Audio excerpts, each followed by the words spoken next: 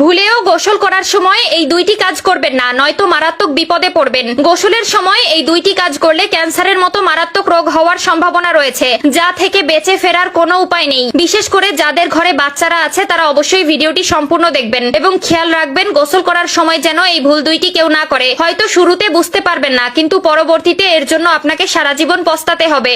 আমাদের মধ্যে এমন অনেকে আছে যারা গোসলের সময় এই দুইটি কাজ হরহামেশাই করে থাকি এবং এক সময় আমাদের জায়গা হয় হাসপাতালে, দৌড়াতে হয় ওষুধের পিছনে। অনেকে তো এই ভুলের জন্য অকালে মরণ ব্যাধি রোগে আক্রান্ত হয় এবং ধীরে ধীরে মৃত্যুর কোলে ঢলে পড়ে। ভিডিওটি অবশ্যই শেয়ার করে দিবেন, হয়তো আপনার একটি শেয়ারে একটি পরিবার বেঁচে যেতে পারে। অবশ্যই সাবধানতা অবলম্বন করুন এবং গোসলের সময় এই দুইটি কাজ থেকে বিরত থাকুন। নিজের এবং পরিবারের সদস্যদের ভালোর জন্য আজকের ভিডিওটি দেখা আপনার জন্য অত্যন্ত জরুরি। হয়তো এই দুইটি ভুল আপনিও প্রায় সময়ই করে থাকেন। চলুন বেশি কথা না বলে শুরু করি আজকের ভিডিও।